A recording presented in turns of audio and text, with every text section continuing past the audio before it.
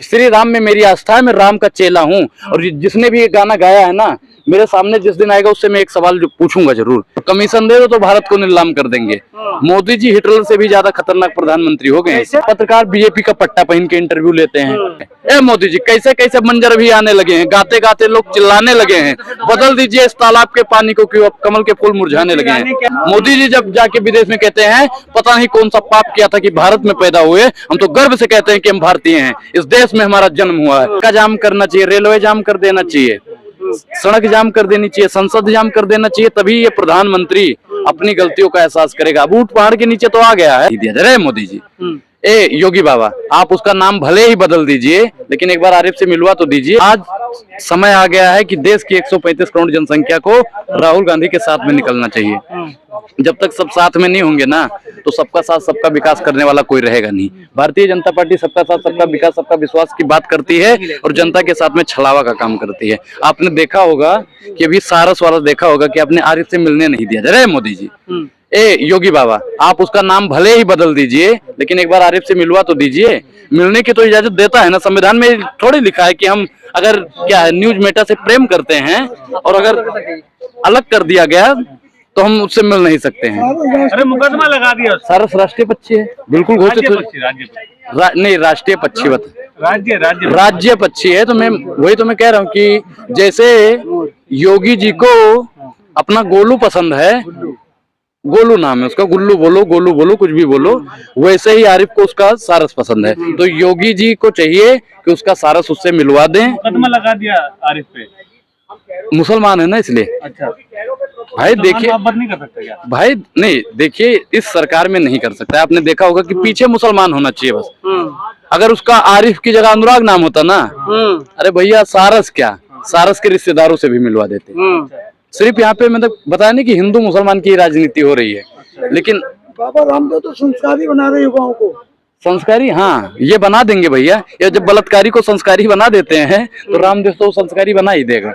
आपने देखा होगा कि बिल्किस बानो के अपराधियों को संस्कारी बोल के छोड़ दिया गया। तो भारतीय जनता पार्टी सिर्फ जाति पे राजनीति करती है, धर्म पे राजनीति करती है, इन पे वास्तविक मुद्दों पे राजनीति करने का दम नहीं है। और वही दम राहुल गांधी ने दिखा दिया कि सवाल पूछ लिया कि भैया बताइए अडानी का क्यों नहीं लेते हो, महंगाई का माँ क्यों नहीं लेते हो, तो मोदी जी डर गए।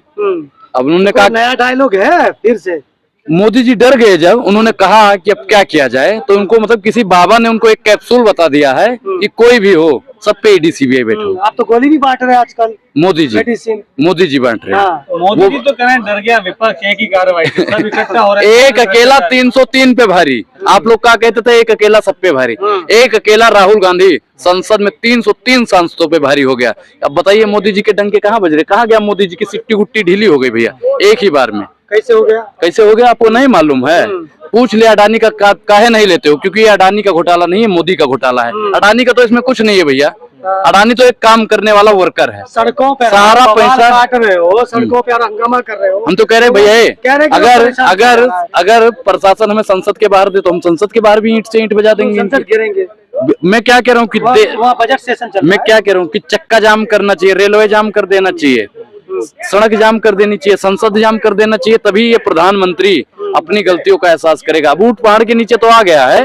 मोदी जी तो अभी माफी मांग लेंगे 2-4 दिन के अंदर राहुल गांधी से, और वहाँ कोर्ट में भी जाके बोल देंगे भैया क्यों माफी मांगेंगे राहुल गांधी से? माफी क्यों मांगेंगे? सदस्यता रद्द करवा दी तो माफी नहीं मांगेंगे। कोर्ट के फैसले को हम मानते हैं, लेकिन कोर्ट में ही जाके मोदी जी माफी मांगेंगे। गलती हो गई। अब जनता उनके साथ आ रही भैया। देख लीजिए कि देश की 135 करोड़ जनसंख्या आज उनके साथ है, राहुल गांधी के। सबके घर पे भैया पोस्टर लगा है, मेरा घर राहुल गांधी का घर। और भैया मैं तो कहता हूँ मेरा घर राहुल गांधी का है। अरे भैया पहले दादी छीनी, फिर पिता छीन लिया, सांसदी छीन ली, घर छीन लिया। अरे भैया तुम छीन लो, मेरे मन में जो प्रेम है, आपके मन में जो प्रेम है, उस प्रेम को तो मोदी जी नहीं छीन सकते हैं ना। छीन लिया जाएगा इस तरह की हरकत होगी तो। क्या छीन लिया जाएगा? देश छीन लिया जाएगा। तो कह रहे क्यों संसद आप वोट का अधिकार भी खत्म कर दिया जाएगा इस तरह का? देश विरोधी हैं। जिनके पिता देश के लिए शहीद हुए, जिनके नाना ने देश के लिए आजादी की लड़ाई लड़ी, इनके राजीव गांधी ने देश के लिए, इंदिरा गांधी ने देश के, जवाहरलाल नेहरू ने देश के लिए, महात्मा गांधी ने देश के लिए लड़ाई लड़ी। अब उनको आप देशद्रोही बताओगे, सर्टिफिकेट दोगे। देश में जाके अपमान करे देश का। मोदी जी ने जब कहा, मोदी जी जब जाके विदेश में कहते हैं पता नहीं कौन सा पाप किया था कि भारत में पैदा हुए, हम तो गर्व से कहते हैं कि हम भारतीय हैं, इस देश में हमारा जन्म हुआ है। और मोदी जी जाके कहते थे पाप किया, मोदी जी ने पाप करके पैदा हुए हैं मोदी जी। मोदी जी फिर क्यों कहते हैं कि 135 करोड़ जनता? अरे मोदी जी के साथ कोई नहीं है। ए मोदी जी कैसे कैसे मंजर भी आने लगे हैं, गाते गाते लोग चिल्लाने लगे हैं, बदल दीजिए इस तालाब के पानी को, क्यों अब कमल के फूल मुरझाने लगे हैं। आप चाहते हैं विदेश इंटरफेयर करे भारत में? भाई एक चीज बताइए, जब देश में हमारी कोई सुनेगा नहीं तो विदेश से तो मदद लेनी पड़ेगी ना। तो भारतीय राहुल गांधी ने वहां पे क्या कहा, कुछ ज्यादा थोड़ी बोला। लोकतंत्र खतरे में है, संसद में बोलने नहीं दिया जाता है, बाहर बोलने नहीं दिया जाता है, पत्रकार कोई सुनते नहीं है, पत्रकार बीजेपी का पट्टा पहन के इंटरव्यू लेते हैं। आपको क्यों लग रहा है लोकतंत्र खतरे में? हमको क्यों लग रहा है, आपको नहीं लगता है? नहीं, हमें तो नहीं लगता। एक चीज बताइए भैया, सवाल पूछने पर जेल, विपक्षी नेता पूछे तो ईडी सीबीआई, ये किस संविधान में लिखा हुआ है और संविधान के किस अनुच्छेद में लिखा है, ये भी बताइए। तो जांच नहीं करे ईडी सीबीआई, किस लिए? ईडी सीबीआई जांच करे ना। तानाशाही होती तो मोदी जी के खिलाफ बोल पाते। तानाशाही नहीं है ये, तानाशाही नहीं है ये। जो हिटलर न कर पाए वो ये काम कर देंगे, और कमीशन दे दो तो भारत को नीलाम कर देंगे। मोदी जी हिटलर से भी ज्यादा खतरनाक प्रधानमंत्री हो गए।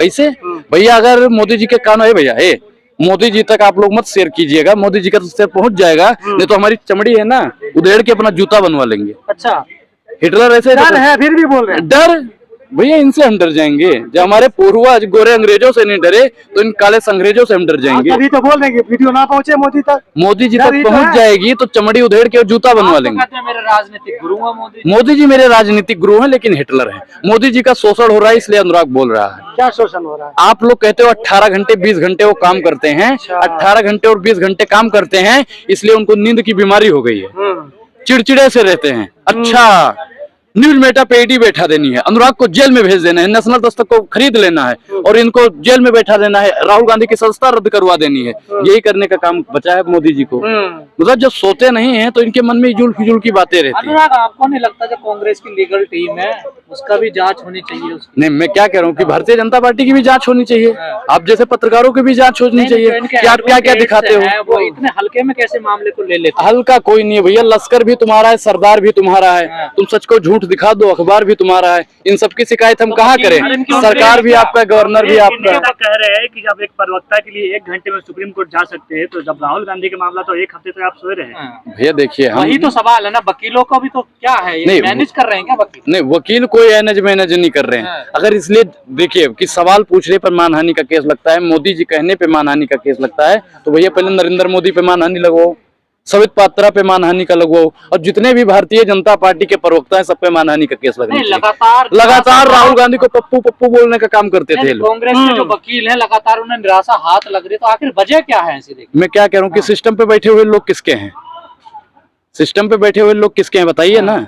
ऐसा तो नहीं है सभी लोगों के साथ ऐसा हो रहा? बिल्कुल हो रहा है, बिल्कुल। मैं क्या कह रहा हूँ कि विपक्ष को भैया कोई सुन नहीं रहा है, और जब तक विपक्ष को सुनोगे नहीं, मैं तो देश के 135 करोड़ जनसंख्या से कहना चाहता हूँ, सब एकजुट हो जाओ, सब एकजुट हो जाओ। जैसे एक होता नहीं कि झाड़ू है, अगर वो खुली रहती है तो खुद कचरा रहती है, और जब वो खुद एकत्रित हो जाती है तो कचड़े को साफ करती है। तो 24 में सब जितने भी विपक्षी पार्टी हैं सबको एकत्रित हो जाना चाहिए, और भारतीय जनता पार्टी जो कचड़े के रूप में भारत सत्ता पे बैठ गई है, इसको इकट्ठा सब हो जाएंगे भैया, धीरे धीरे सब हो जाएंगे, धीरे धीरे। कोई बड़ा छोटा नहीं होता राजनीति में, सब कोई जिम्मेदारी नहीं है इकट्ठा करने। मैंने क्या कहा कि सब इकट्ठे हो जाएंगे। अभी ये तो नहीं कह सकते ना कि राहुल गांधी बड़े नेता हैं या सोनिया का ये मायावती बड़ी नेता, सारे नेता बराबर हैं, सारे नेता बराबर हैं। बीजेपी ने राम मंदिर बनवाया है, कांग्रेस क्या मुद्दा? एक चीज भैया, आपका नाम क्या है?